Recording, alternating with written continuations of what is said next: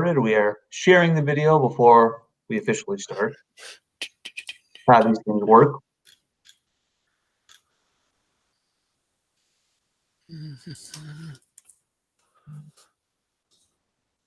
Still taking its sweet time to get up on YouTube.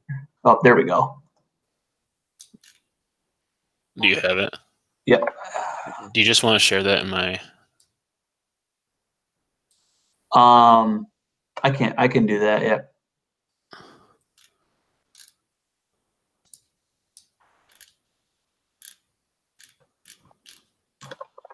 Because I'm not showing it coming up on my.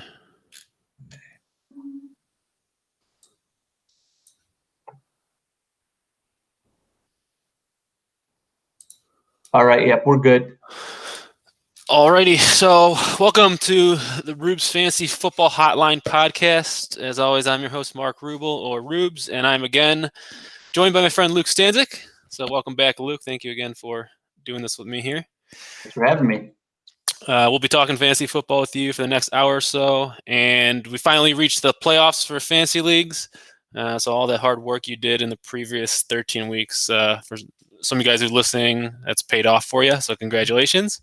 If it's your first time listening to my podcast, there's no better time to start doing that than this week. If you're a weekly listener, I thank you for listening to my show, and I hopefully help guide you to the playoffs. Or if you listened last week, hopefully Luke's input provide you a playoff spot.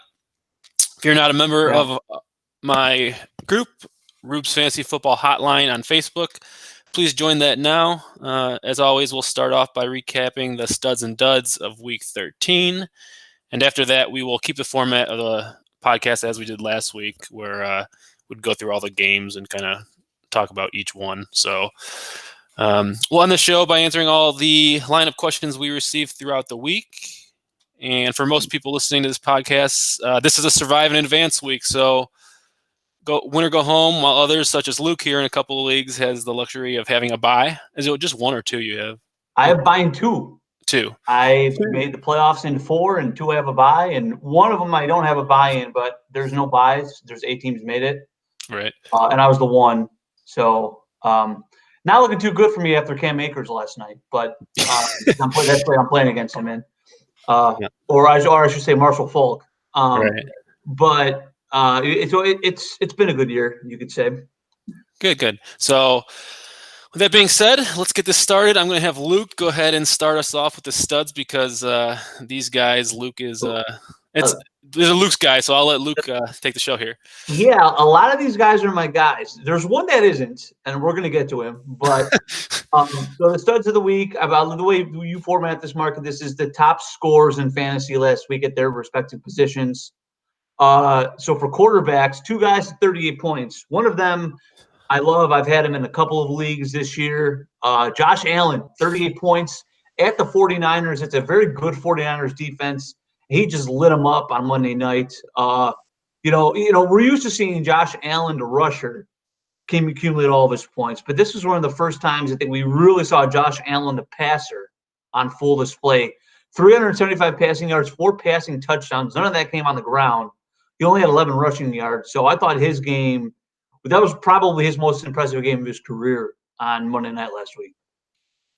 Yeah, he did a great job on Monday night. And San Francisco, you never know, at least for me, you never know what kind of San Francisco team is going to show up. Yeah, they're navigating a lot of weird stuff right now with having to live and bubble out in Arizona with the mandate down in their county in San Francisco. So a lot of weird things going on for them. But Josh Allen made him pay. The other quarterback that had 38 points last week was a guy that I proclaimed I would never play again. I did not play him. It didn't matter because the rest of my team went off, and our buddy Nick, who's listening, does not want to hear that because it was against him.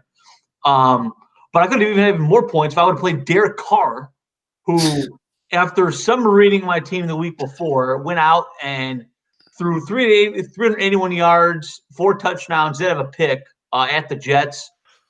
He could thank Greg Williams for about 8 or 9 of those fantasy points for that coverage at the end of the game that cost him his job. But Derek Carr, we knew it was a good matchup for him at the Jets. It's always a good matchup for a quarterback when you play the Jets. you're just always afraid to play Carr. So am I surprised to see him on this list this week? No, just because it was a Jet game. But I don't know about you, but I still trust Derek Carr about as far as I can throw him moving forward. I can't do it anymore. Yeah, only reason you would possibly start him now is because he was on the Jets or versus the Jets. So yeah, and like you said, Greg Williams, I don't know, maybe he shouldn't have been fired. He saved him a number 1 draft pick. yeah. It was funny if there were fans in the stands because I think the Jets fans might have been cheering Right. after they gave up that touchdown. So Derek Carr, happy to see you on the studs list, but we know it'll probably be your last time. Running backs, 2 guys. One of them, the only bright spot right now for my beloved, David Montgomery. 27 PPR points last week, 72 rushing yards, 39 receiving yards, 2 touchdowns, a couple of receptions mixed in there. We've talked, I've talked about it a little bit with my friends. I haven't been on the show for a couple of weeks, but Montgomery's schedule at the end of the year is really good. They feed, Trubisky. The thing about him is he doesn't spread around. He feeds his top guys, and he thinks his top guys are Robinson and Montgomery. So he's going to see volume the rest of the way. And I'm not saying he's going to get 27 points again, but that's good volume. And I think he'll be in that 15 to 20 point range the rest of the year. Yeah, I agree with you. I think Montgomery is the, like you said, the lone bright spot. I'd throw Allen Robinson in there too, if he wants to get first downs. Yeah. Yeah, if he sees where the yard marker is, that may help him a little bit. Yeah. The other guy, there isn't really much to talk about here. Dalvin Cook versus the Jags, 120 rushing yards, 6 receptions, 59 yards, 24 points last week for PPR. Would have been even better if he got in the end zone, but he did not. Dalvin Cook, wash, rinse, repeat with him. You know what you're going to get. He's unbelievable. Wide receivers. I would like to take a bow for this one. My bold prediction of the week was one of my bold predictions was Corey Davis finishing in the top 10. He finished number 1. Did not see that coming to that extent, but 11 catches, 182 yards and a touchdown, 35 fantasy points versus the Browns. We talked about the Browns pass defense on the show last week, how it's really bad, and it kind of looks a little better than what it actually is because of all the games they've had in the snow and the rain and wind and whatnot. Mm-hmm. And I thought that Corey Davis could have a day versus them because of that poor pass defense, and he ended up doing so. The last 2 guys in the studs Mark has here, wide receiver Devontae Adams versus Philly, 34 fantasy points, 2 touchdowns. You can pretty much expect that almost every week. And the last one, this was glorious. Nick, I know you're listening. Shut your ears. Darren, I am the Walrus. 13 catches, 200 yards, and 2 touchdowns, 45 fantasy points as a tight end. I saw a graphic on Sunday that said that's the 6th best fantasy performance from a tight end since 1950 or something of that nature. Tight end, you can just pencil in Kelce and Waller every week if you have them. But this was just some kind of game for Waller. And again, you get the Jets. It makes it easier for you. So, but Darren Waller's been my guy for 2 years. Mark knows it. I rave about this guy all the time. I'm very pumped to see him have such a good game for himself. Yeah, if your wife's listening, Emily, I think a Christmas gift to get for Luke at this point. Yeah. If he says out loud as much as he texts me about Walrus, I think it's pretty clear what he wants for Christmas. A Darren Waller shirt would be nice to wear when I'm depressed about the Bears. So yeah. I'll now move on with the Week 13 PPR duds. Number 1 QB that Luke saw coming here, rookie Justin Herbert versus New England. 209 passing yards and 2 picks, so just over 4 fantasy points. That's probably not going to get done for you. But if you were listening to us, you should have expected that. Right, Luke? Yeah, it's another thing I call. I didn't want to call it because I have him in our auction league. Thankfully, that game didn't really matter for me last week. But I just saw kind of a tough game for him ahead. But hopefully he bounces back, and I think he will. Next, pretty much on this list every time, and well, this could be the last time he's on this list. Quarterback Carson Wentz at Green Bay. He only threw for 79 passing yards and 18 rushing yards, but he did get benched finally. I'm not sure really what took them so long. He finished with five fantasy points. Did waiting this long cost the Eagles a chance at the playoffs? It probably did, and who knows? Who knows if Jalen Hurts is going to be any better? But at least it's different. I also want to know what took them so long to announce it this week. Like, Right. what was the point of waiting as long as they did to say he was going to start this week? I think everybody knew. But oh well. But yeah, no, it's about time. Carson Wentz has been not too good this year. So yeah. Running back position, we have Frank Gore versus the Raiders. Going into the matchup, you think versus the Raiders, but he left with only 2 rushing yards and a concussion was after his first carry. Yeah, and I told you to go pick him up, and by Garnet, I would have been right because Ty freaking Johnson went off for like 100 yards. That could have been Frank Gore. So, I'm sorry if you listen to me and picked him up, put him in your lineup. But I was just watching Ty Johnson go off thinking what it could have been for Frank. Yeah, and same story with the second running back, Antonio Gibson, who put up 37 points. Was it the week before or 2 weeks before? Yep. Week before at Thanksgiving, he put up 37. This week at Pittsburgh, it was going to be a tough game regardless, I think. But similar to Gore, he left after his first rushing attempt for 14 yards. Left with a toe injury. Not going to play this week. So yeah, and it sounds like turf toe. So I wouldn't. If you own Gibson, I wouldn't expect. You got to look elsewhere for your playoffs. I don't think you're going to see him back. And if you do, you're not going to see 100%. Right. Unfortunately. Wide receiver, Christian Kirk versus the Rams. He only had 1 catch for 2 yards, while Jerry Jeudy at Kansas City had 1 catch for 5 yards. The Broncos receivers at this point, I don't know how you could expect a lot out of them. Especially, to me, the Broncos are a running team. They really always have been, I think.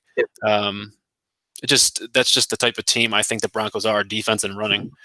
Well, yeah, I think don't mess around with Jeudy anymore. If you're going to mess with the guy on the Broncos, we're going to talk about him later. I think it's Tim Patrick, but we'll get to that in our Go Get Him segment. Yeah, and Christian Kirk versus the Rams. The Rams, I know we do our show on Friday, so we don't talk about the Thursday game, but the Rams are for real. I think they're Super Bowl good.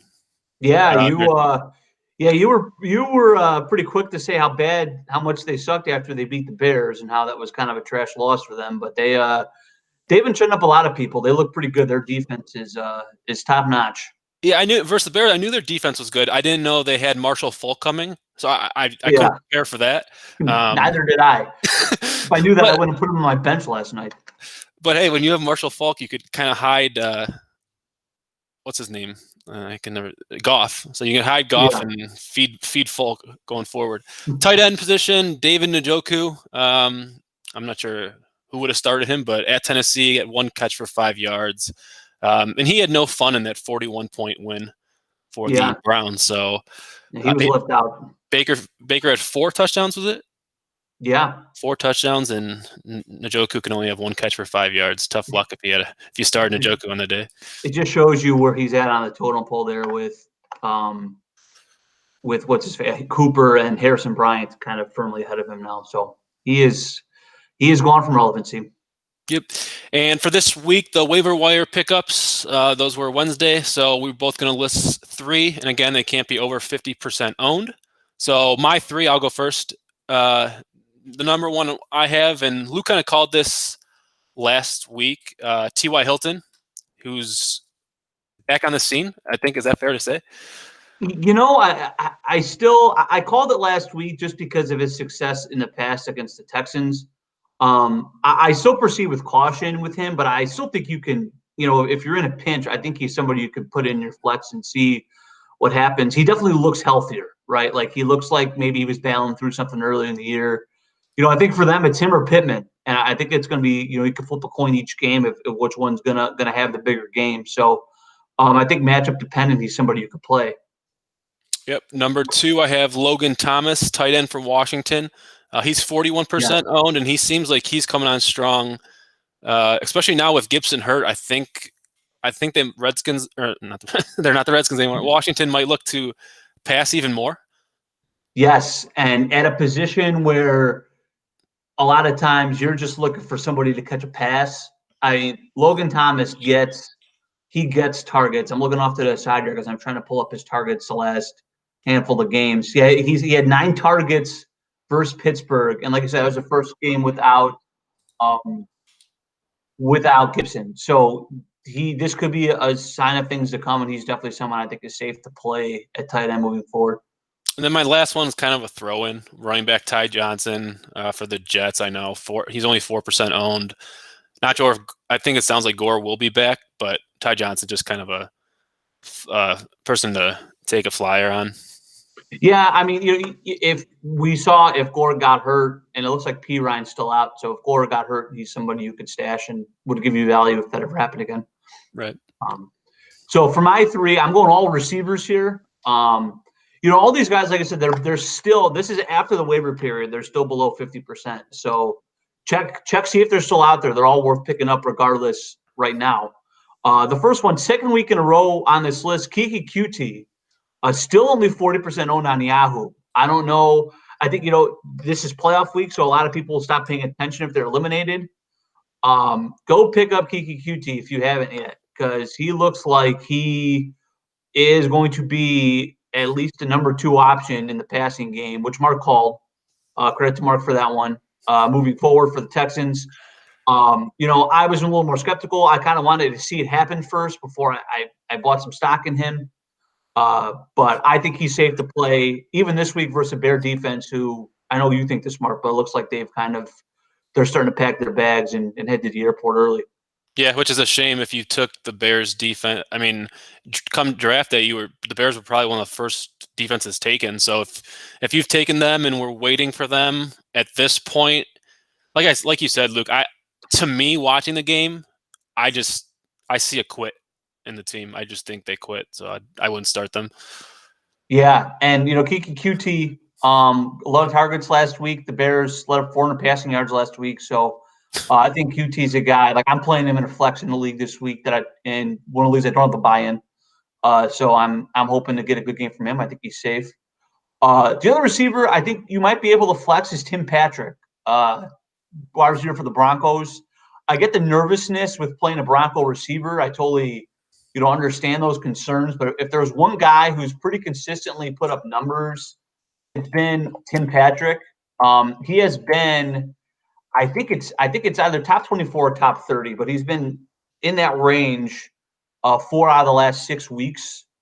And that's regardless of who's been at quarterback. And one of the weeks he wasn't in that was the week they started Hinton, which doesn't even count because he wasn't even quarterback. So, he's someone who has seemed to be pretty matchup proof. He seems to be the guy Drew Lock is going to look for. And I think he's pretty talented. He's someone who kind of is unheralded, but he looks the part of an NFL receiver. He looks like he's got the size and the speed. So I think he's still someone, if you're really, if you're struggling between a couple of guys, I think he's definitely a safer play than most. And the last one I have on here, Brashad Perriman. This week, this might be a 1 week only thing for him, but Denzel Mims is out. Jamison Crowder is questionable. That leaves Perriman as probably the only healthy option in the passing game for Sam Darnold and the Jets. We know the Jets are probably going to be losing because they always are, which means they have to pass. And if he's the only receiver on the field, that means he's going to get the target. So I think Perriman, I like Perriman more than Patrick. I probably like Perriman more than Hilton, another guy we mentioned for this week. I think Perriman's someone you can definitely play. Yeah, I mean, especially last year, he's had a record in the playoffs of going on. I think you know that well. This is the time of year where Brashad Perriman likes to come out. Oh, and he plays the Seahawks, so we know how bad their secondary is. Yes. So, this could be a good week for Brashad. So those were our waiver wire pickups, position rankings. The top 10 at each position has been posted in the group page. Again, Rube's Fantasy Football Hotline on Facebook. So if you want to follow along with the position rankings, see where I ranked them. And now we're going to go ahead and move up with previewing each game. So we'll start with Texans at Bears. Before we get into it, running back David Johnson is out because of COVID, and wide receiver Darnell Mooney is questionable for personal reasons. Just to me, in this game stands out with no David Johnson. Well, Texans throw the ball a lot anyways, but now without David Johnson, I think if you have Watson, I think you're going to be in really good shape this week. Yeah, the Texans have struggled to run the football all year, no matter who's been back there. It's going to be Duke back there this week with David out. But I think this is going to be a Deshaun Watson game. I think the way they're going to have to beat the Bears is through the air. And I agree with you. Like I'm going against Watson in one of my playoff leagues, as you know, and I'm a little worried about that because I think Watson has the makings of having a pretty good week this week versus Bears defense, who, like we said, looks like they're not the most motivated group in the world at this point in time. It's a shame, but yeah. So I like the Texans quarterback position there. The Bears, do you think Mitch can put up points versus the Texans and Montgomery and Robinson? What's their outlook? I think Montgomery and Robinson. I think our every week starts at this point, regardless of opponent. And I think Mitch is somebody who, I don't think he's a top 12 option, but if you are streaming, if you're looking for a streamer and you are trying to decide between some of the guys at the bottom of the barrel, I think Mitch has a chance to be pretty good. I think he's a pretty good quarterback to play this week versus Texans defense. That's also really bad in its own right. They can't defend the pass. So I think Mitch should have a pretty good game. You have on here Darnell Mooney, questionable for personal reasons.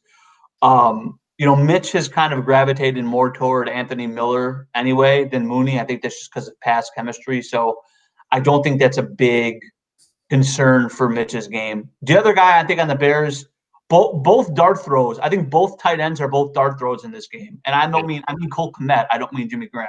Yep, I was just going to mention him. I think looks like he has supplanted Jimmy Graham as the number one tight end.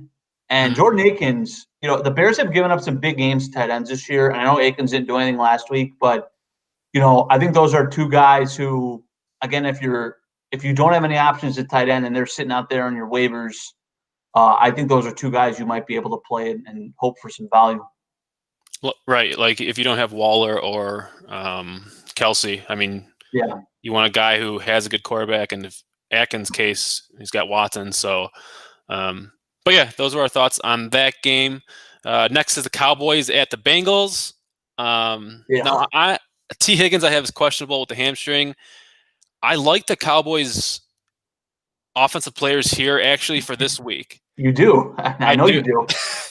I picked up. I'm not going to start him, but I picked up Dalton just in case Kyler Murray couldn't go, or if for some random reason but I'm not gonna play Dalton over. Yeah, Murray. You can't. I tried to talk you off the ledge with that one. Yeah, I think in a revenge game for Dalton, I think they're going to throw it a lot just so Dalton could say, "Can I prove to the Bengals?" I believe in that kind of stuff. I have Lamb in one of mine. I know it'll be a question for later in the show, but if there's 1 week, and I've gotten a couple questions on there, if there's 1 week Zeke could go off, I think this would be the week. Yeah, that's if Mark McCarthy allows him to be the lead back. Because I don't know if he gets confused as to like who wears Ezekiel's number, if he thinks it's Pollard or not. Because like I swear half the time I look out there, Pollard's playing. The snap counts I see have to be a lie because he's on the field at least half the time. Right. But this, with the Cowboys, I agree. I think that they have a chance to have a pretty good game. I'm sure it's like not starting Dalton, but I could see a path to having a pretty decent fantasy game. I think the two guys you definitely play on the Cowboys are obviously you play Zeke, you play Cooper. He's been safe still. And I think you can flex CeeDee Lamb. I think I think there's a reason for optimism there. The Bengals, no matter who they play, I am playing nobody. No, thank you. Nothing to see here. Let's carry on. If you're in need of a defense, are Cowboys a streamable option this week? Man, I mean, maybe.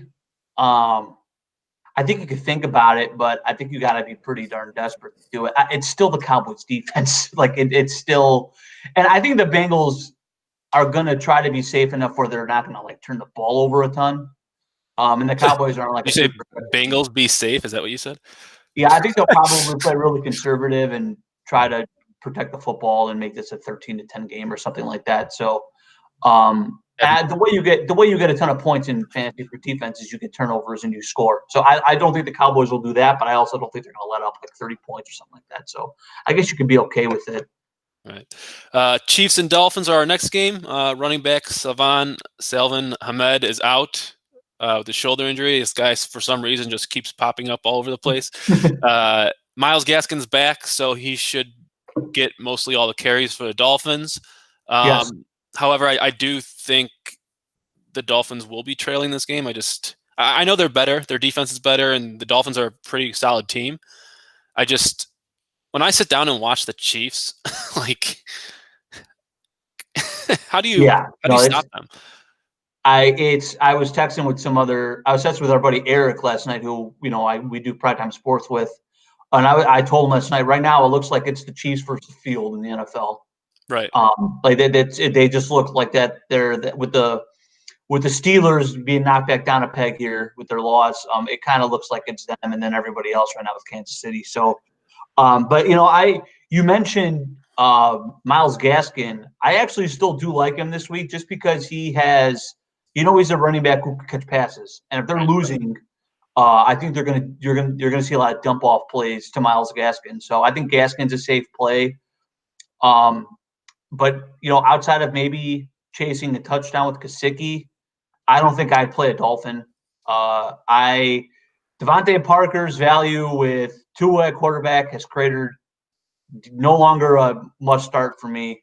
And the Chiefs secondary is really good, so I am not playing a Dolphin receiver this week. Yeah, the Chiefs, for me, when you talk about them being the best team, they're the one team where you really can't take away anything. Like the Broncos took away Tyreek Hill for the most part after what he did versus the Buccaneers, and then Kelson can go off. And they played basically without a running back. I could tell you that Andy Reid could take away Clyde Edwards-Helaire whenever he wants to. Yeah, let's not talk about that. I wanted to, but I do think it's worth talking about this week. If you own Clyde Edwards-Helaire, what do you do? Like, it's so, because there's a lot of people out there that are in the playoffs.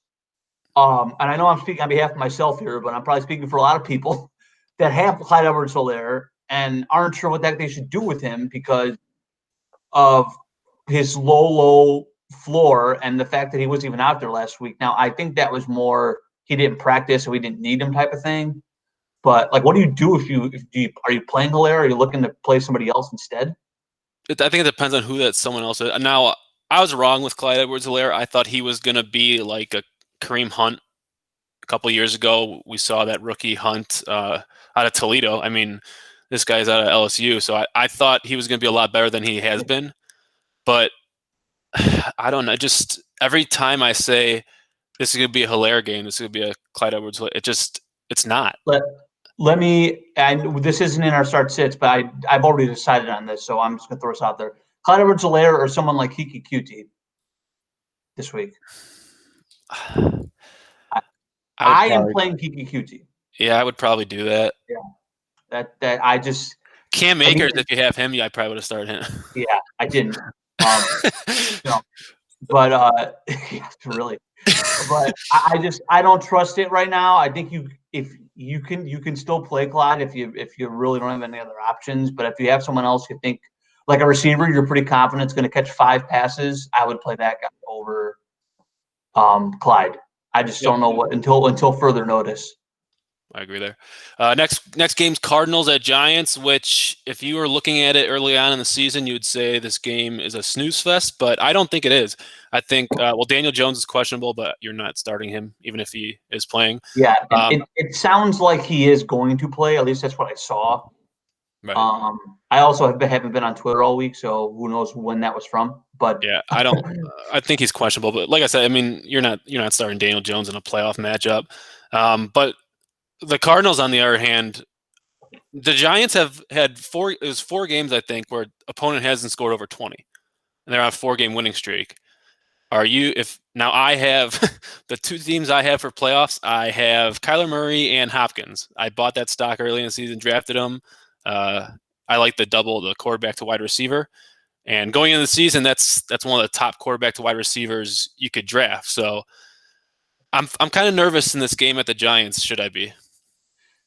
I mean, I think you should be nervous just based how the last couple of weeks have gone, but I also don't think there's any way in heck that you're benching them. It is what it is. You bought the stock in that, and they're still top. They could go out there and be the number one quarterback and number one receiver this week, and nobody would be surprised. Or they can go out there and do what they've done the last few weeks. So it is what it is. I think the Giants' defense has been impressive and has gotten better. But I do think that they could still find a way to hemorrhage some points here. I'm a little more worried, actually. I think it's a little bit of a health thing with Kyler. I'm a little more worried in this game for Hopkins than Kyler. I think you're going to be fine with Kyler. I think Hopkins, you're playing Hopkins, obviously, but he's going to have Bradbury on him, who's been a really good corner this year. And for some reason, he just doesn't go deep a ton. Like they don't, on the podcast that Let's Do, they were making fun of him. They're saying instead of a route tree, he runs a route bush. Like there's no like long branches. It's all like short branches. Right. So unless you need a Hail Mary, then he'll go deep. Yeah. But I think there's some. So I think there's those two guys, obviously. But what do you think of some of the other options in this game in terms of running back and receivers and tight ends? I got a few guys in mind. I like Wayne Gallman. He's been past Been couple of weeks. Good. Yeah, he's been really good. Now earlier when my brother would ask me a question about him starting him, whenever he had the chance to start prior to this year, like whenever he filled in, he was okay. Like during the game, he would be okay. But when it came to starting a game, he usually never did great. So this year it's been different. I mean, he seems to get near 100 or over 100 every game, and he usually scores a touchdown. Yeah, no, he has been really good. I was going to say, I think he's a must start at this point. I also think a guy who's trending toward must start right now is your favorite player of all time, Kenyon Drake. Yeah, I thought you were say Evan Ingram. Oh no, well, he's on my Derek Carr list. That guy, but Drake, as bad of a taste you had in your mouth from the first couple games from him, he's just been getting much more and more involved. He's especially since Kyler hasn't been running the ball very much. He's been the guy on the goal line, and he's been pretty consistent the last handful of weeks. So I think Drake is another guy who. I think you can lock him in. Yeah, and I really like the Giants' defense here. Playing at home, riding the hot hand, I do. I know you could make the case the Cardinals have so many weapons, but if you're in need of a defense, kind of like the Cowboys, I think the Giants are a better option than the Cowboys here. Andrew was asking in the comments, receivers on the Giants. I've kind of avoided that group all year. Do they have any? Just because I don't know who it's going to be from week to week, right? Yeah, and you don't know how the quarterback's going to get him the ball. Yeah, one week it's Slayton, 1 week it's Shepard, 1 week it's Tate. Like, I think if McCoy's playing, you don't play anybody. And if you had to pick one, if Jones is playing, I'd probably lean Shepard, and that's only because I think he's the best guy, like talent-wise. But otherwise, I wouldn't even mess with it if you don't have to. Yeah, I agree there. Next game, Vikings at Buccaneers. So in this game, a couple injuries. I have Alexander Madison out.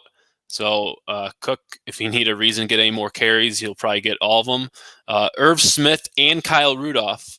Kyle Rudolph's doubtful, and Irv Smith is questionable. Now, the Vikings are a team that I think they usually use their tight ends, especially in the red zone a little bit. If it's not Thielen, it's usually their tight ends. I don't like that people are injured, but having Justin Jefferson, I hope neither of them play. I thought you were going to throw out the third string tight end for the Vikings as a play or something. But that's Conklin you're talking about? Yeah. he usually, don't be surprised if he scores a touchdown, though. Now, I wouldn't play him, but don't be surprised if he scores a touchdown because you always hear his name. If you play DFS and he's probably worth the bare minimum, and you want to throw in a guy for the bare minimum, then maybe he's your guy. Mark, I think we're going to see a ton of points in this game. Yeah, I agree there. I think Tom Brady is going to find some traction versus the Vikings secondary, especially at home. Like you said, I expect both teams to have over 30. Yeah, I think this is going to be a shootout. The Buccaneers defense it can be really good or it can be really bad. It's never in the middle. And good old Kirk has been. I've trashed that guy so much in my life, but Kirk Cousins has been playing pretty well. But when you got those two receivers who are both amazing, it does. It's a great luxury to have, and you have Dalvin Cook. So obviously you're playing all those guys, and I think you're playing Kirk Cousins too. I'm a huge and you know this. I'm a huge Yeah. Justin Jefferson guy. So a couple of other things to note. You're playing Brady if you have him probably. They came out over the bye and said they want to give Ronald Jones 20 touches a game. Yeah, it's Now, every week. I mean, you've heard that one before. God. But I think Ronald Jones, especially this week, is somebody that you should be playing. Like I think I think he kind of took that job back right before the bye week, and when they actually trusted him, he's been really good. So I like him. You're playing Gronk. Which Buccaneers receiver do you like the best? I mean, Mike Evans, is he out? Mike Evans? I know he was questionable. I know they were talking about. If Mike Evans is on the field, I would say him. Between Godwin and Brown, it's pretty close for me. Like, I think Godwin's better, but he's been hampered all year. I'd probably go in Evans, Godwin, and Brown in that order. But I'm a little shaky about all of them, to be honest with you. Yeah, it's hard because they all are really good. You just don't know who's going to have that amazing game and who's going to have that dud.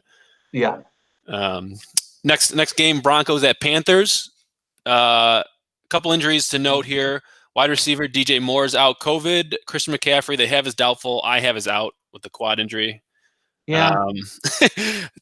Tight end Ian Thomas, which you're probably not playing him. He's questionable, and Curtis Samuel, wide receiver, is active. So it looks like everyone on the Panthers had questionable, out, or doubtful. But I'll let you go ahead and talk about Mike Davis a little bit because I think McCaffrey's going to be out, and I know you have him for one of your teams. So what do you do with McCaffrey if you have him out? It's so frustrating, man. I've been waiting for him all year. I had him scratch my way to 8 wins with him out pretty much all season. I think I got him back for the playoffs, and he picks up a third injury. Hopefully if you're the McCaffrey owner, you have Mike Davis, and you've been playing him all year, and I think you just got to do the same thing. And I know they were switching a little bit more of a committee when toward the end there. But, I think Mike Davis is a decent play this week. I think maybe he's got a week to rest and kind of get some fresher legs. So I think you're going to play Mike Davis as like a solid RB2 this week. Yeah, I see. And I'll ask it later on in my question. He's part of my question. I think this is going to be a low-scoring game. I just in Carolina, I think it's going to be a low-scoring game. The Broncos are another team you really don't know from week to week which type of Broncos team is going to show up. Now they're doing your favorite thing. They're going across country. Yeah. Playing at the Panthers. So I hope Mike Davis goes off. I think you're going to see a lot of running in this game. Yeah. With that being said, I do like both receivers for the Panthers. I like Anderson and I like Samuel. They've been pretty matchup proof for a while now, and especially with DJ Moore out, I think those two guys are going to see the lion's share of the targets for them. I think Melvin Gordon is a good play too. I know the Panthers, if they've struggled on defense, it's been at the run, stopping the run. So I do look for the Broncos to run the ball more than pass the ball. But having said that, I have picked up the Panthers in one of my leagues, and I'm probably going to start them one of my playoff. I'm looking for a defense, and I think the Panthers at home could put up a good day. Well, and Drew Lock is good he's going to give you a turnover. Like it's going to happen at some point. He'll probably give you a couple of them. So I do agree with you. I think the Panthers defense is a pretty good play this week. Andrew asking about Noah Fant. Mark, what do you think about Noah Fant this week? I was always a big Noah Fant guy, but he just seems like every game he leaves with an injury. Your response? I don't know if that's just me. Your immediate response was, that's kind of, you can, every time you ask me about Noah Fant, you can just play that recording for me. I think he could be great. It's just always one thing or another, right? Like to me, he's like James Conner. Like Noah Fant, he can go off for 8 catches, but he can also leave after their first catch for 15 yards and go off to the side and not show up ever again. Yeah, no, I think, you're chasing with tight ends, you're chasing touchdowns, right? Like if you don't have Kelsey, Waller, or like Gronk or Hawkinson, like you're chasing touchdowns with the rest of the guys. You can look in a lot better places in the Broncos offense to get a touchdown. So Right. I don't recommend playing that. Right. Titans at Jaguars next. Titans coming off a loss versus the Browns. I think they take that out against the Jaguars. Tyler Derrick Heineken's Henry. questionable with a shoulder, but yeah, Derrick Henry's Derrick Henry's got his napkin on his lap and he's ready to eat. Yep. This is gonna. Do you think any Titans receivers are going to have big days? Because after all, it isn't the Jaguars. We have to put that. Yeah, you're going to play A.J. Brown if you have him. And I think Corey Davis at this point, I think he's somebody who you can at least put in your flex every week if you have him. Like, I think he's always worth consideration. I think those are probably two. And versus the Jaguars, if you have Tannehill, that's a great matchup. He's probably going to throw at least one score. So I think all four of those guys are worth looking at, and must starts are, Brown, Henry, and Tannehill. You'd be hard pressed to see me taking those guys out if I have them. And speaking of must start, James Robinson. Yes, no, every week. James Robinson had the Illinois State, undrafted out of Illinois State. He's been a pleasant surprise for my team in your league. Yes. He's been one of my main guys. Him and Justin Jefferson, two rookies I've rode all year. So hopefully again this week they could provide big dividends. Again, a weekly disclaimer: James Robinson. It does not matter. You will play him every week. Yep. That is the end of our PSA. Especially with Mike Glennon, they're going to rely on him. This is another game. I think it's good. There's going to be a lot of rushing attempts for both running backs. Yes. No. Absolutely. Before we move on, any Jaguar receiver you're going to dance with this week? Like, the Titans' defense does stink. Right. I think DJ Shark, if anyone. Yeah, I agree. Sometimes he does go off, and you can sing your Shark do. Like, there are some games like that. This could be a game, but with me, I really want the running backs in this game if you have them. Yeah, I agree with you. I think if you have to take a dart throw with Shark, you could, but I would still try to look elsewhere. Yep. Afternoon games. We have the Colts at the Raiders. Josh Jacobs is questionable. Now, earlier in the week, he looked like he was going to be out, but now he's questionable with an ankle injury.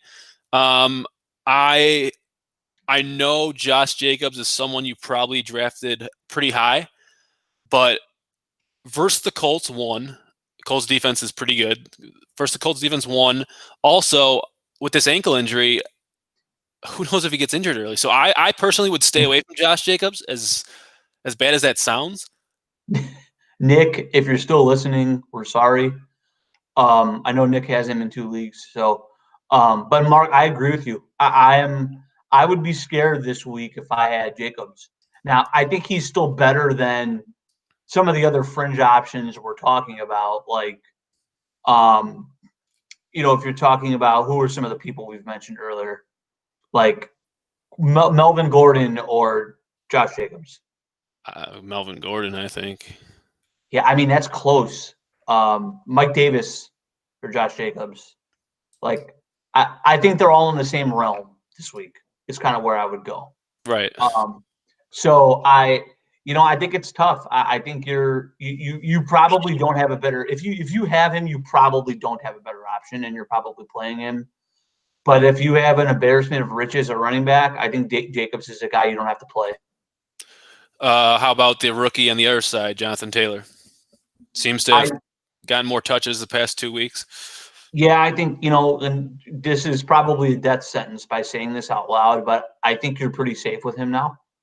I like that. Now that I said that, he'll probably have 4 carries for 12 yards. But I think they've pretty much established that he's going to be their guy now. So, and I think he's a good play this week. So what I petition for the Colts head coach, watch the tape of the Rams game. Okay, you had 3 guys virtually for the Rams running back. They lead on the rookie for 29 touches. Why not versus the Raiders? Why not lean on the rookie to give you 30 touches again and help me win a fantasy league? Well, I think the dude in their backfield you don't have to worry about anymore is Wilkins. I think he's got no value. They're still going to play Hines on passing downs. Like that's just they were doing that with Marlon Mack last year. Like they're going to do that. Like that's their offense. So I think Hines you can still it's like a deep flex, but I think they're early down and goal line guy now looks like it's Taylor. Oh, or there are other goal line guys. Apparently Jacoby Brissett. They bring him in at the 1 yard line doing sneak. Yeah. But but I think moral of the story is I think Taylor is pretty good. What do you think receiver wise in this game? Both teams, obviously tight end. You're playing Waller no matter what. Otherwise, what do you think pass catching wise? Well, first about the Waller, I'm hoping he comes back down to life just this game. I mean, Nope. Going up against the Colts they're not the Jets. So just for this game, maybe take a step back from the spotlight. Well, you like to mention I have the jar of Luke dust with me. I will use all of that on Waller if I have to.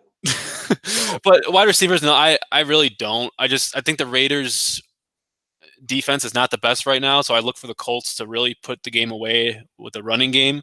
The Raiders offense, on the other hand, versus the Colts defense, as you've mentioned with Derek Carr, he had his fun last week versus the Jets. This is not the Jets.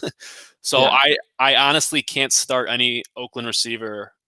I agree with you. In a playoff matchup. That's just me. Yeah. They're all off the board for me this week. And for the Colts, maybe Pittman or Hilton, maybe, but that wouldn't be my favorite thing. I would look like we're going to talk about a guy in this next matchup. I would play Brashad Perriman over either guy. Yeah, so let's go to the next one. Jets at Seahawks. I have the luxury of going up against Russell Wilson, who's coming off a loss. Not in the league I'm winning with you, but in the league the dynasty I'm in with Nick, I'm also playing against Wilson. So this is a 3:00 game, so maybe if I have to do any chores or anything, just go during the 3:00 games and not look at that score. I think Russell Wilson's really just going to take it out. Unfortunately for the Jets, I think he's just going to take it all out on the Jets this game. Yeah, if you own Metcalf, Lockett, any of those guys, you're playing them. Chris Carson, you're playing him. The Seahawks. This is a pretty easy game, I think, to look at and pick guys. You're starting Wilson, you're starting Metcalf, you're starting Lockett, you're starting Carson. On the Jet side, the only guy you can maybe start is Perriman, and I personally really like that. I think I think he will be a pretty safe play if all these other guys are out. Otherwise, you're not playing a Jet. So, I mean, I don't even know how much time you need to spend on this one. Like it's pretty simple. No, we don't. I mean, I don't want to spend time on this, and I don't want the games to go on forever. So Seahawks, usually they end their games quickly. I always say this to you. It's like you turn on a Seahawks game, it's already halftime. Hopefully they lean on the run game because I'm going up against, as I said, Wilson and Metcalf. So this is the one game, and me and you go back and forth every week. We have a game that we just need to end as soon as possible. This would definitely be the game. Yes, I agree with you. If we can get this to go 1/2 instead of 2 halves, I'd be all for it. Yeah, why play a second half? You know the outcome. Agreed. Packers and Lions. This is another game where I think you're going to know the outcome pretty early. This is a 3:00 game. Yeah, I don't know why. Maybe Rodgers might have had plans earlier. In this game, running back DeAndre Swift is questionable with illness. Kenny Galladay's out with a hip. Has he played one game this year? And Alan Lazard's limited with core muscle. Yeah, Kenny Galladay has been a very big disappointment. If you drafted him, you probably drafted him pretty high. I'm not going to. I always like the podcast I listen to all the time, Fantasy Footballers. They do an almost upset of the week where it's like you think it's going to keep it closer than you realize, but you don't want to. You can't pick them. I kind of think the Lions are going to be close. Coming off their only win versus the Bears? The reason I say that is because I think that last week, their offense changed a lot in that they're just letting Stafford rip, and I think that's dangerous versus a Packers defense that has some holes in it. It's also in Detroit, and the Packers are in a pretty soft spot in their schedule. I think you kind of catch them looking ahead here.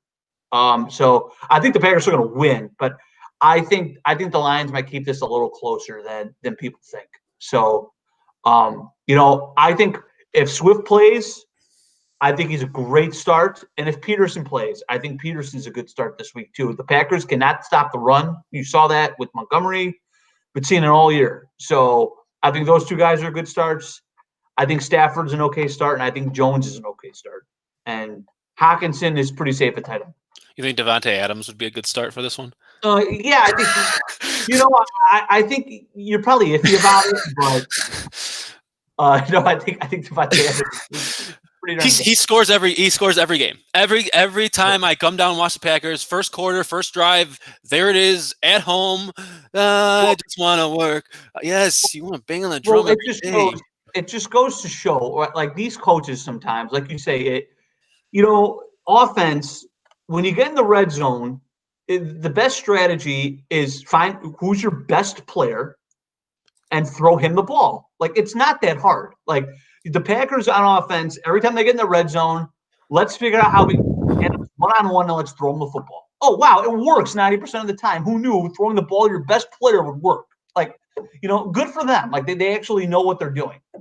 And other teams, you could play devil's advocate there. Other teams, every time they get in the red zone, they're going to look at Devontae Adams.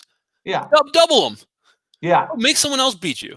If someone else beat you, you say, okay, well, someone else beat us. Yeah. And, these coaches, they like to do these, like, they run these, like, fancy plays and all this stuff. They get to the goal line. No, the Packers, all right, we're gonna put Adams here, have him run a flare, we're going to lob it to him. It's going to work 9% of the time. Like, do that like, why can't the Falcons do that with Julio? Like, so, I've been wondering that for years. Yeah. But the Packers, obviously, the obvious ones, Rodgers, Adams, Jones. What about some of the fringe guys in this game, Mark? Like Jamal Williams, Lazard, Tanyan.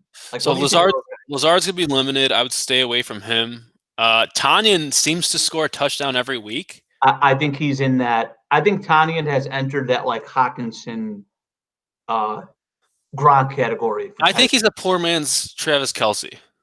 Yeah, he's got the quarterback. He usually scores a touchdown, and he's a safety net for Rodgers. Who's the first guy? Who's the other guy you mentioned? Jamal Williams.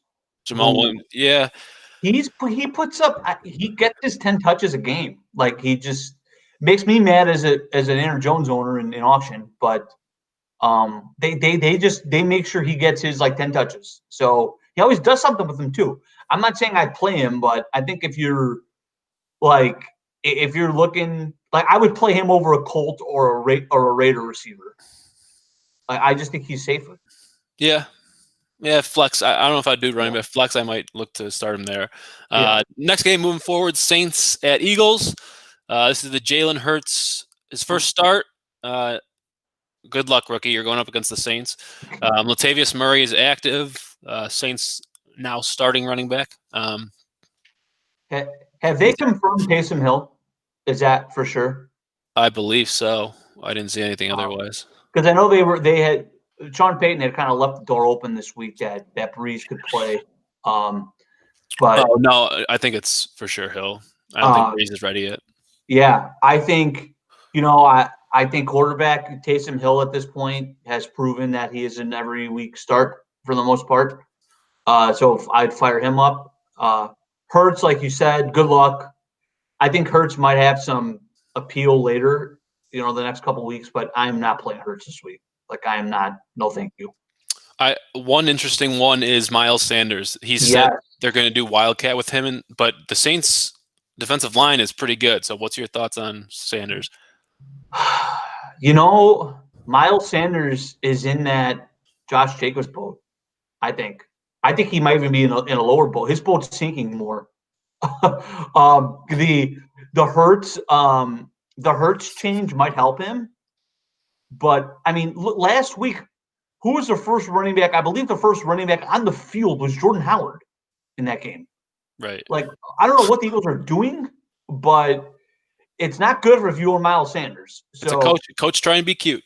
Like, here, straight up, Josh Jacobs or Miles Sanders this week. Let's say those are your two running backs. Sanders 100%.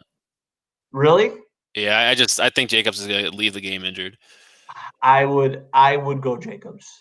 I think even with the injury, I feel a little better about Jacobs, at least in his volume, than Sanders.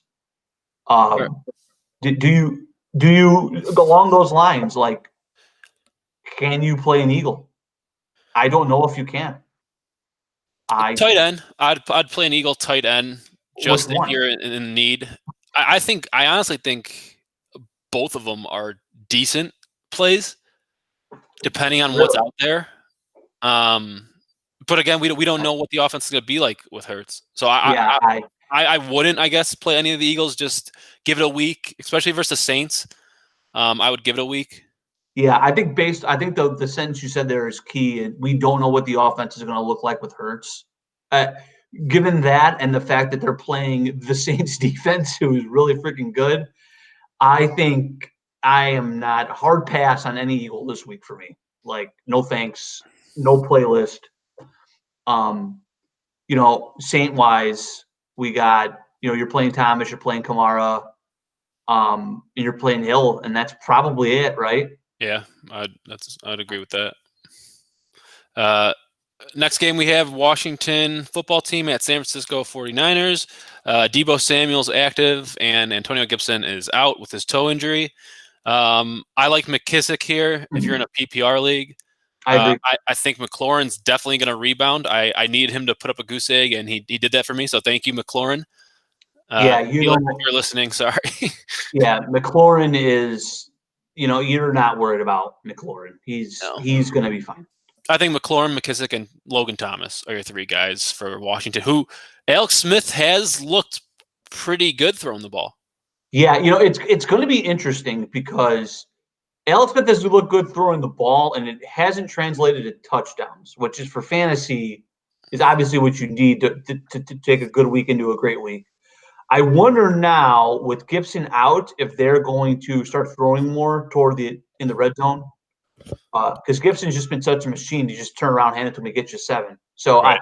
I wonder if that's going to be if they're going to throw more now with Alex Smith. I think the whole passing game is going to see an uptick for Washington with Gibson out. Yep, I agree with that. 49ers, who we playing? I am playing Raheem Mostert, but I am scared. I am worried. That offensive, that defensive front for Washington is really good. But the one thing I'll say about Mostert is when he has his great games and his great plays, it's always those like sweep runs to the outside. So I think his skill set plays better against Washington than other running backs. So I am playing Mostert over somebody like Jacobs, but I'm a little worried about it too. And other than that, Ayuk had a great week. Samuel's had some great weeks. I just never know which one to trust out of those two. So to me, they're like the same player almost. Yeah. So I'm looking away from those guys, and I'm looking away from Jordan Reed against this defense. So I think Mostert's probably my only start out of any of these guys. Yeah, I'd agree with you there. Yeah. Falcons and go ahead. I'd say low scoring game is going to be Washington, San Francisco. I think it's going to be a very low scoring game. Yeah, and close. I think it's going to be a close game. Yeah, me too. Falcons at Chargers, the last early game or afternoon game on Sunday. Running back Justin Jackson's questionable with a knee injury, and wide receiver Julio Jones is out. So Falcons, you're trusting Ridley with Julio being out. If Hurst, I know he was questionable, Hayden Hurst, but if he's able to play, I like Hurst there just because the Falcons usually throw the ball a lot, especially at Los Angeles. I think that's a defense they could really just destroy. I think this is going to be a high-scoring game too. I think Herbert rebounds.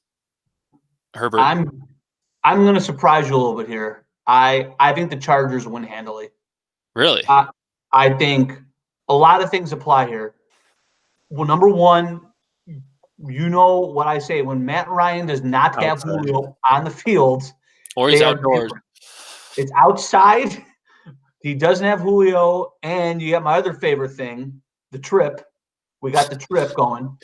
So, I just think the Chargers, I know they got killed by the Patriots a couple weeks ago, but I think Herbert's a really good player, and I think he's going to be motivated to go out there and to prove that last week was abnormal for him. And the Falcons are a bad defense. I think the Chargers are going to light them up, and I think the Falcons are going to try to, combat that. And he doesn't have Julio, so he's not going to know what to do. But it's going to go like it normally does for Matt Ryan, where he's lost on Julio. So, I think you're going to play Ridley, obviously. But Ridley might be the only Falcon I play in Not that Hurst. The tight end's so bad. So if Hurst plays, yeah, sure. Like I guess you could play him and chase a touchdown, but I don't love it. Like I would play Logan Thomas over Hurst. I think the volume is safer. Yeah, I agree with that. Chargers, Herbert in, Eckler in, Allen in, Henry in, pretty clear, right?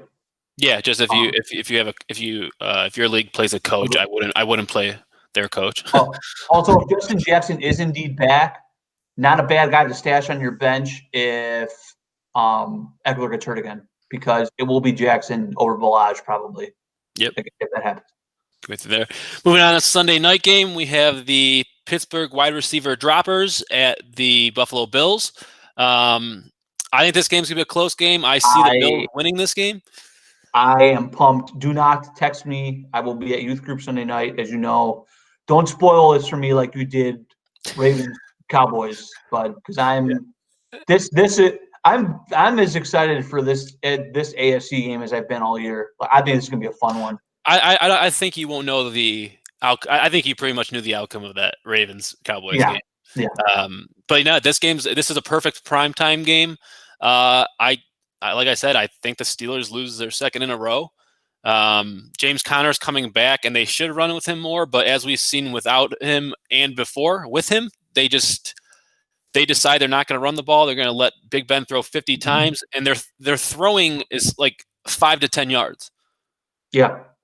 I don't know where it's. Can he not throw? Because they can't. Well, it's like they go by the Matt Nagy rule. Their run game is their short passing because they can't run. Like they cannot run the football. And I think that'll change with Connor a little bit. But they are more effective throwing short passes than running. Like their receivers are all really freaking good. They have a good quarterback. So I think by their logic, you might as well pass the ball 3 to 5 yards instead of running it. You probably have a better chance of success if you're them. So that's what they do. Yeah, and lately they've been dropping the balls, but yeah, is Chase Claypool still on the team? It's I would throw. I know that game really frustrated you. It would have frustrated me too. I would throw that out. Ravens Steelers games, you always talk about Bear Packer to throw the record out. I don't agree with that. I think the Redskins, even the Redskins game, it was kind of like this. I don't know if it's maybe just that Tuesday night, Wednesday game.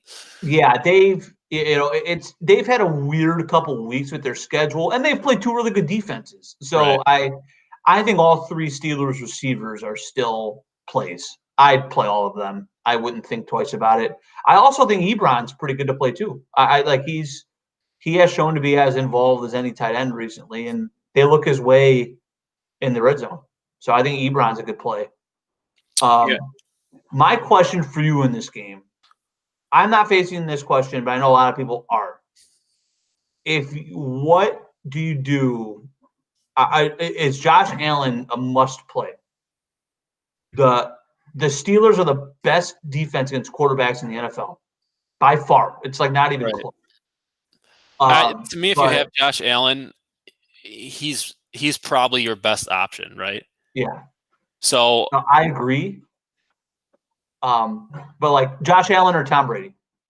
Tom Brady this week. I agree. I agree with that. Is Singletary must start after Zach Moss fumbled? I'm happy he did because I was playing against Moss, but you fumble once and you can't play the rest of it. Like, come on. I'm not playing a Bills running back if I can help it. Not against Pittsburgh. I think there's three guys on the Bills I play. Allen, unless I have a better option, and Diggs, and you know who my guy is, Cole Stanzik. The Luke dust got sprinkled on him last week, and it worked. And he's good. Yeah, he's a good PPR guy for sure. He's a good receiver. Like you see guys like him. What is he like 5'9"? Like this little 5'9" dude, like scrambling around out there. But he's open. He's always open. He's so shifty. Like to me, he's kind of like a Julian Edelman to me. Yes, I think it's a very good comparison. I think he's safe. I think, especially with John Brown out, I think he's safe regardless of matchup. Andrew asking us who has Zach Moss starting. That's true. If you had him starting, you're probably not in the playoffs. So coming in, if you like Felix last week versus me, had him start like coming up until the last week when he fumbled and he just didn't touch it. I mean, he was a okay flex play. Yeah, and I actually liked him down the stretch when I got in that league. I traded for Montgomery. I was trying to get Moss in that trade too. I didn't do it, but because I kind of targeted him because I thought he was taking the reins of the backfield over Singletary, but that hasn't happened. So I can't trust Moss, and I can't trust Singletary either. Not yet, not now, not against Pittsburgh. Yeah. If I'm going to start Singletary a week, it's not going to be versus Pittsburgh. Right. Last game of the week is the Monday night game, Ravens at Browns. The Ravens' schedule lately has been, jeez. Yeah. They're playing at the Browns. Hooper's questionable with a neck injury. Browns coming off 41 points. I don't think they're going to put 41 points against Baltimore. I want to apologize to the Browns. This didn't happen on this show. It happened on my primetime sports show with Eric. I said I thought the Browns were going to get rolled by the Titans. Did not happen. So, this is an interesting game for the Browns because, they've always historically, whenever they get good, they run in the Ravens or Steelers, and it's like they see the boogeyman. Like, I don't know what it is. But this is a prove-it game for them. I think they're going to be fired up. I think Chubb, you play regardless of matchup. Even in this one, you're going to play?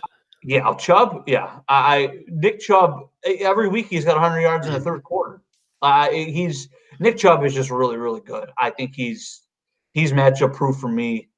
And the Browns, no matter what, the Browns will run the ball till they're blue in the face. Like it doesn't matter. They're going to just run it down your throat.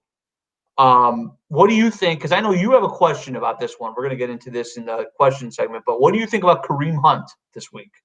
I'm staying away from Kareem Hunt. I think I think the Ravens go into Cleveland and win. I think it's a big game. This is a huge game. I think it's more important actually to the Ravens than it is the Browns. I know coming from the Browns standpoint, it's a chance to get closer to the playoffs, and they haven't been to the playoffs in a while. But as far as reaching the playoffs, I think the Browns are in for sure. The Ravens, if they lose this one, they might not make the playoffs. Yeah, I know. I think they're going to feel that sense of urgency. I agree with you. Kareem Hunt just hasn't been very effective lately. It's been not what I thought he was going to be. It's been really perplexing. 2 of the last 3 weeks, he's had less than 2.5 yards a carry. I think there's reason to be worried about it, but I still think the volume is pretty good. So I don't think Kareem Hunt is going to goose you if you play him. 2 guys I do like in this matchup. One for I like Landry. Landry is ever since Beckham's been hurt. Landry's really in the past few weeks. Yeah, he's been pretty safe. At least 5-6 catches. And then from the Ravens, I don't know why. I always like Mark Andrews. He's back. Yeah, he's back, and whenever it's a big game, big divisional game, he seems like he scores a touchdown at least and catches a lot of ball. He seems like he's Lamar Jackson's security blanket.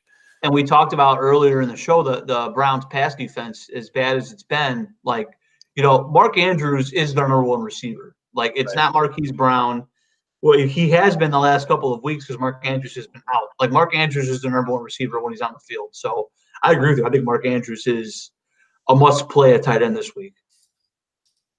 Yeah, so we have those. Are you starting the Ravens defense after what the Browns did to the Titans? I still am. Yeah, I'm playing the Ravens D. They're one of those defenses where unless they're playing the Chiefs, I have them in there.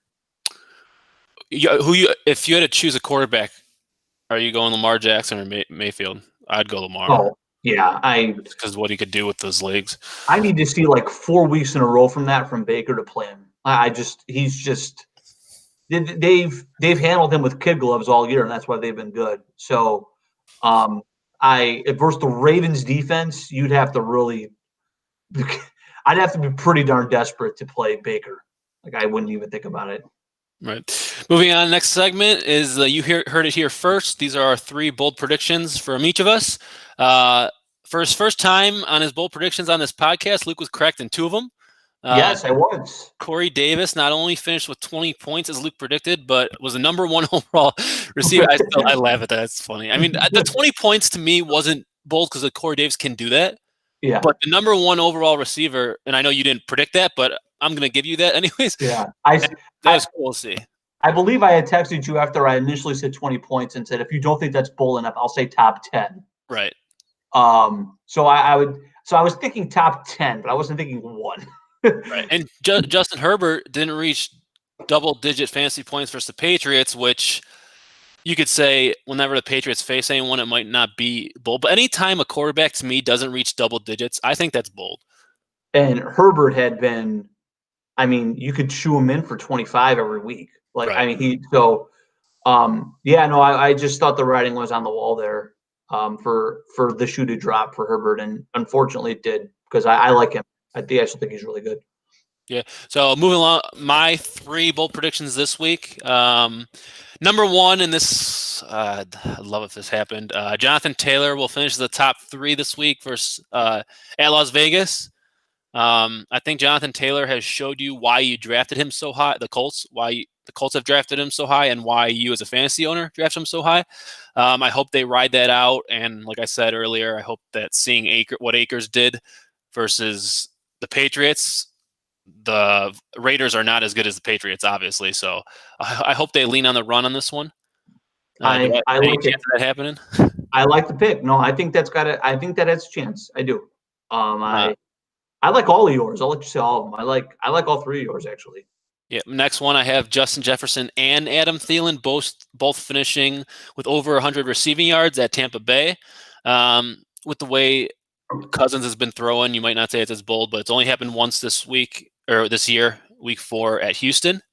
I think this is like you said, high scoring game. I think both teams are going to pass the ball a lot. They might try to run, but I think Tampa Bay's run defense, if they're going to try to stop someone, they're going to try to stop Cook. Whether they can do that or not, I don't know, but I think both teams are going to pass a lot in this one. Yeah, they're both really good. So, and like we said, we think that game's going to be a shootout. So I could see that happening. And then this one you don't want to see happen, I know. No Raider players will finish with double-digit fantasy points. So even Carr, even second best tight end in the league, Waller, no double-digit fantasy points would be great for this week. And Jacobs, none of them. So that's my 3 bold predictions. I think you got a chance to get that right. I still think Waller probably is safe to get 10. Colts defense is really good. So I can see that happening with most of their guys, but I think the Walrus he'll get it done. My 3, I'm trying to figure out why I said number 1, but number 1, but the Bears defense has been really bad the last couple of weeks, and they have not been good versus tight ends all year. It's been kind of a thing. So I have a very bold thing written down here. I have Jordan Akins will finish as a top 3 tight end. I believe the way I worded it is he will be the best tight end not named Waller or Kelsey, right? Yeah. Yeah. So I think they're going to they're going to move the ball well. The Texans, they're going to probably look his way in the red zone. And I think this is the week he finally starts to come alive. So I'm going to go really bold on that one. You can't tell me that's not bold. We're going to go really bold there. No, I think this one's the most bold out of all of them. The second one? Yeah. I think whoever is the Lions lead back will be top 5. So let me ask you this. David Montgomery 2 weeks ago was in studs. I think DeAndre Swift is better than David Montgomery. Like, I think he's a more talented back. So you don't think DeAndre Swift at home can be top 5 versus the Packers? No, I just think off of what they did last week. letting Stafford rip, as you said. Yeah. It worked versus the Bears, so I think the Lions are, I don't want to say dumb, but they saw it work in a win. They might as well try it again. I think, like I said, and I a lot of this is me just thinking this is going to be a closer game than people think. I think the Lions are going to score in this game. I think the Packers are going to have to score 28 points to win. I think the Packers will win. They will score 28 points because they're playing the Lions. Right. But I think the Lions are going to score. I think they're going to move the ball. And I think if Peterson plays, Peterson's been, he's Peterson, but this run defense stinks, and he's been really good on the goal line. So I can see a path to Peterson if Swift is out being relevant. And so I'm gonna, I'm not gonna put in it. Well, if it's Peterson, I'll say top 15. I'm gonna go all out if I'm gonna do this. That's bold. I mean, yeah, we want bold predictions. So I mean, I obviously feel a lot worse about that if it's Peterson than if it's Swift, but I'll stick with it. The Lions starting running back is top 5. The last one, I think you probably like this one. Tom Brady, at least 40 fantasy points. I believe he's done it once or twice this year. Hasn't been that often. 40's high for him, but I think he could do it. I think it could happen. Yeah. I think the Vikings are getting a lot of love recently. And yes, they have played better football, but they almost lost to the Jaguars. They almost lost to the Bears, and they lost to Dallas. Like, let's pump the brakes a little bit here. Like, yes, they've been winning, but they've been playing some bad teams. So I think the Buccaneers offense has a chance to really explode this week. And I'm going to say Brady has a great game. And we'll now move on to our final segment of our podcast here, the Hit Me Up with the lineup questions from our audience. Hopefully everyone listened to us last week. If you did, we were actually 100% on the lineup questions received. I went over that. We were 100%. So hopefully we could back that up again this week when it matters most for your playoff week. So we have about 5 from the audience, I believe, and one from each of us as we did last week. So I'll let you start off. You got one? You said texted in? Yes, let me pull that up. We had one from Sandra Jerzak, actually, had sent me something. Sandra, down in Florida, my fantasy football obsessed aunt wanted to know. She's got a whole list of people here. So let's just sort this through. She wants 4 people. I think we could toss Zach Moss and Jamal Williams out the window. We could toss T. Higgins out the window. So which running backs would you play between Elliott, Gio Bernard, Myles Gaskin, and Miles Sanders? Elliott, I think for sure. I know he hasn't been himself, but at Cincinnati, I think he's the one. And then my second one would probably be between Gaskin or Sanders. Yeah, I think Gaskin. I agree. I'm going Elliott and Gaskin. And then her receivers, she needs 2. She has Godwin, Pittman, Lamb, and Kiki Cutie. I think you go Godwin for sure, just because you never know which one's going to hit. And if he does hit, you're going to hit the jackpot. I go Godwin and Cutie. Yeah, but I would for sure not trust the rookie, Pittman. Yeah. Cutie, and who's the Lamb? Yeah. I think if you want a home run, Cutie. If you're looking for a safe floor, Lamb on that one. I could agree with that. I feel a little more confident in Cutie, which is kind of funny because last week we were the opposite of this. I feel a little more confident in Cutie than I think you do, so I probably go him regardless. But I understand the logic there. So the thing with Cutie is he's got the better pat. You know the Texans are going to be passing the whole game. With the Cowboys, they could choose to lean on the run game. Yeah. So and a lot of times when it's close, I like the idea of just who's the better quarterback, pick them. Sorry, I'm picking Deshaun Watson or Randy Dalton. Right. So moving on, the ones we got this week, we have Andrew. He said the flex position. He has Brandon Ayuk versus Washington, DJ Shark versus Tennessee, Kiki Cutie at Chicago, or Sterling Shepard versus Arizona. I'll answer this first and let you answer your. I'm probably, like you said, you're going to go off of who's the best quarterback, and it's Watson. So I would probably go Cutie here and hope for a home run. Yep. Fire up that Drake track. Kiki, do you love me? I'm going Kiki for sure. Yeah. Do I move to the next one? Yeah, you can read that one. This is from Bobby DeChiro. Am I saying that right? Deshro, yeah. Deshro? Okay. PPR tight end Logan Thomas at San Francisco or Eric Ebron at Buffalo. This is pretty close, but I see who you have highlighted here. I agree with you. I'd go with Logan Thomas. I think he's safer than Ebron. I think Ebron could theoretically have a better game, but I think there's just more. There's a bigger chunk of the pie there for Thomas than there is for Ebron. So especially the PPR, I'd go Logan Thomas. Yeah, like I said, I had that highlighted. I don't know if it was based off what he did last week or Thanksgiving, but without Gibson, I think Logan Thomas is a big part of that. Him, what's his name? McKissick and McLaurin. I think those are your big three from Washington. Next one from our boy Billy Toohey. Tight end position, PPR. He has Jordan Akins at Chicago, Noah Fant at Carolina, or Jordan Reed versus Washington.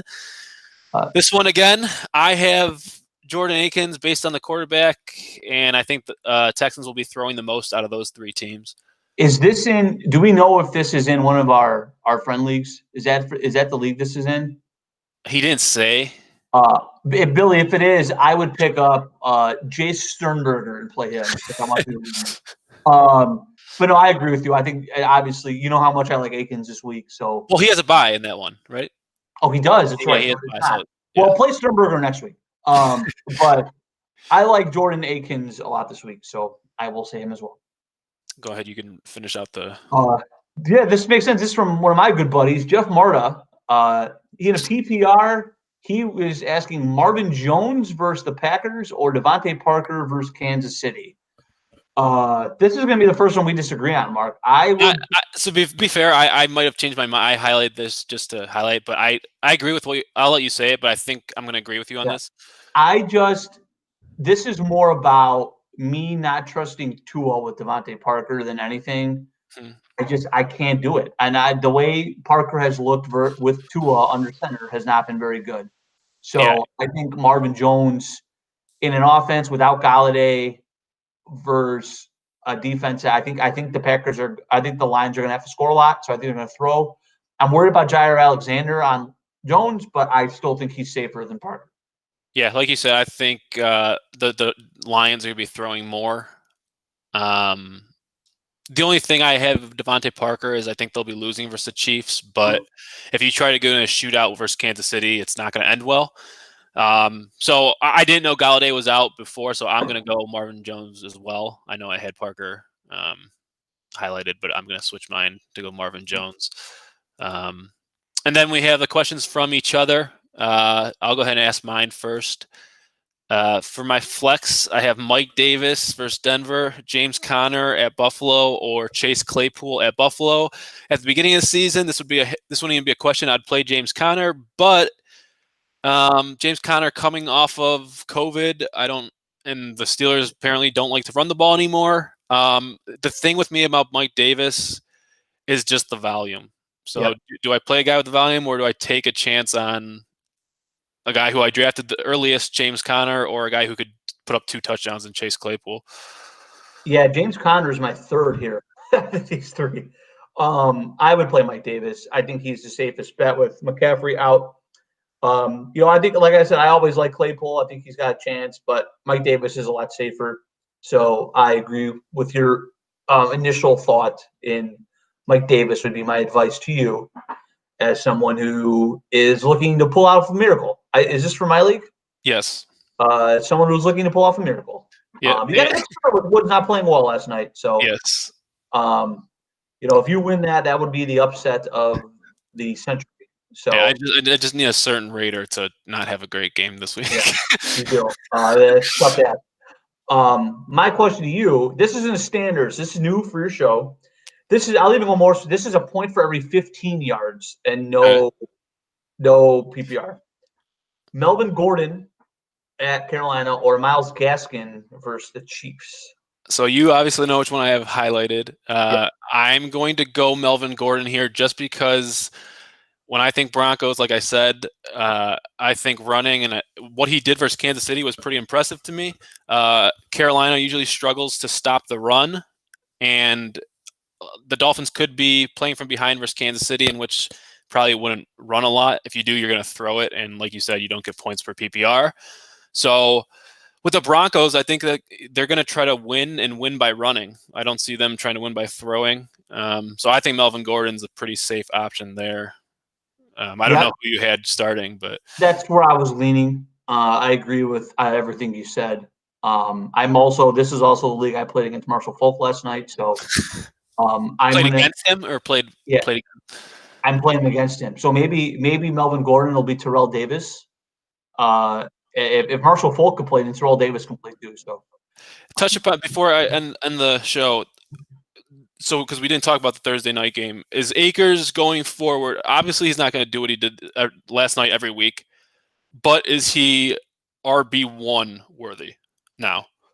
I'm not going to say one, but I think you're playing him. I think he's an RB2 worthy. Like I can tell you this, if I survive, I think this is a good barometer. If I survive this week in our friends league, because I have Akers on my bench, I will probably play Akers over Mostert next week.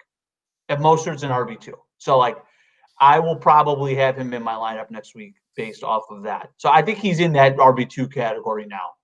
I think because are they really going to just change what they've done all year and give a guy 29 carries every game? Probably not. You know why it happened? It happened because it's against you, right? That's what you like to say. So, but no, I definitely think he's worth playing, and I think it's going to be hard to move off him. I wouldn't say he's an RB1, but it's going to be hard to move off him. I didn't play against him. I had it like you. I had him on my bench. Oh yeah, so there's another reason why. Yeah, collected 21 points on my bench, which you don't get points. You don't get bench points, right? That doesn't count towards your total. Yeah, his schedule left is Jets, Seattle, and Arizona, as Andrew points out. So that's pretty good. Yeah, maybe he is an RB1 after I look at that. Yeah, you like that. That's a good schedule, and apparently he could catch too. I mean, that's why I call him Marshall Falk, because he was catching the ball last night. He got 3 or 4 catches. He was doing that. I didn't know. I thought the Rams just had one player on offense. I thought they had the line, the quarterback, and him. I didn't know anyone else. And occasionally Woods, but yeah, but that was crazy. So we'll be back next week when hopefully David Montgomery looks like Walter Payton. Yes, if you're not a member, I know it's going down to the end here. Playoffs. If you're still in playoffs, be a member. Join the Facebook group. Hopefully, we'll win you some money this week. Or this year, but best of luck this week. We'll do it again probably next Friday at 6 if you could do it. If not, we'll change it. But I prefer the 2-person now. It's just a little bit better going through each game. I like the format a little bit better. So good luck to everyone. Hopefully we have the same people move forward next week, and we can help you win next week as well on your way to the championship. Thank you. As always, go win your matchups and thank or hate us later.